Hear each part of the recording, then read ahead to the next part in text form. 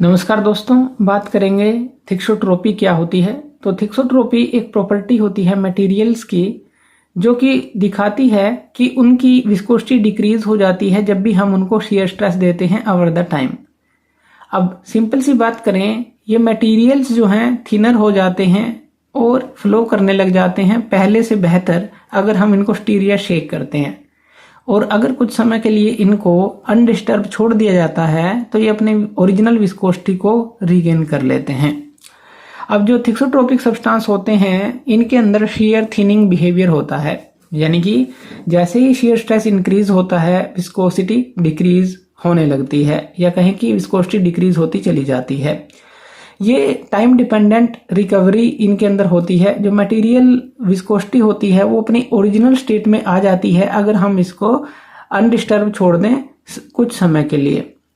इनके अंदर structural changes हमें देखने को मिलते हैं। जो थिक्सोट्रोपी है वो एक तरह से जुड़ी हुई है, उनके अंदर जो चेंज आएगा इंटरनल स्ट्रक्चर में मटेरियल के, जैसे कि मॉलिक्यूलर बॉन्ड का ब्रेक करना या फिर रीअरेंजमेंट होना पार्टिकल्स की, इस तरह के स्ट्रक्चरल चेंज हमें इसमें देखने को मिलते हैं।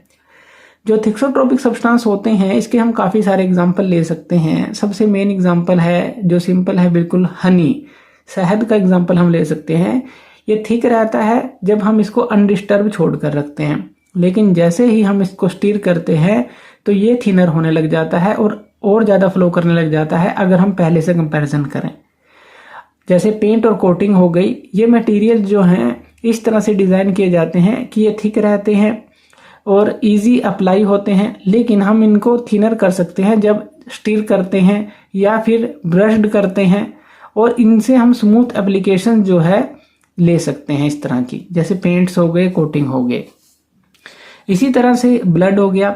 अगर नॉर्मल कंडीशंस की बात करें, ब्लड जो है काफ़ी थिक होता है, लेकिन जब ये फ्लो करता है ब्लड वेसल से तो ये थिनर बन जाता है ताकि रेजिस्टेंस को रिड्यूस कर सके।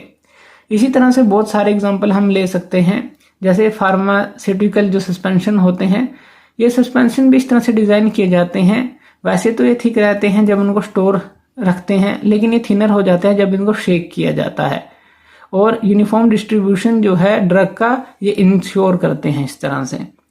इसी तरह से जो एप्लीकेशंस हैं थिक्सोट्रोपी की इंडस्ट्रियल प्रोसेसेस के अंदर काफ़ी हैं। ये मटेरियल यूज़ होते हैं इंडस्ट्रियल प्रोसेसेस में, जैसे कि प्रिंटिंग, कोटिंग, मोल्डिंग, इनमें। इसी तरह से जो पर्सनल केयर प्रोडक्ट्स हैं वहाँ पर भी इनका काफ़ी यूज़ आता है। ये कॉमनली यूज़ होते हैं कॉस्मेटिक्स के अंदर, जैसे क्रीम्स हो गए या लोशंस हो गए, ताकि उनका जो टेक्सचर और एप्लीकेशन है इम्प्रूव हो सके। ये फूड इंडस्ट्रीज में भी यूज़ होते हैं, जैसे फूड प्रोडक्ट हो गए, सॉस, हम इसके अंदर एग्जांपल ले सकते हैं। अब कुछ जो फैक्टर्स हैं अफेक्ट करते हैं थिक्सोट्रोपी को, उनको जान लेते हैं। सबसे पहले जो पार्टिकल साइज होता है, जो साइज और डिस्ट्रीब्यूशन होता है पार्टिकल का किसी भी मटेरियल में, वो इसके ऊपर काफ़ी प्रभाव डालता है थिक्सोट्रोपिक बिहेवियर के ऊपर कि वो किस तरह का है। इंटरमोलिकुलर जो फोर्सेस हैं, यानी कि जो इंटरमोलिकुलर फोर्सेस होगी बिटवीन द पार्टिकल्स, वो भी अफेक्ट करेंगी मटेरियल की विस्कोसिटी को और थिक्सोट्रोपी को। जो टेम्परेचर है ये भी इसके ऊपर फर्क डालता है। हमें पता है जब हम टेम्परेचर बढ़ाते हैं तो विस्कोसिटी कम होती है, तो ये टेम्परेचर जो है इफेक्ट डालता है। एजिंग भी जो है इसके ऊपर विस्कोसिटी के ऊपर फर्क डालता है, यानी कि काफ़ी समय के लिए आप मटेरियल को जो है छोड़ देते हैं तो उसकी थिक्सोट्रोपिक बिहेवियर पर वो भी फर्क डालता है।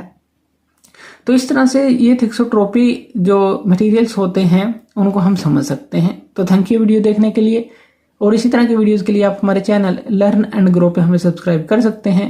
धन्यवाद।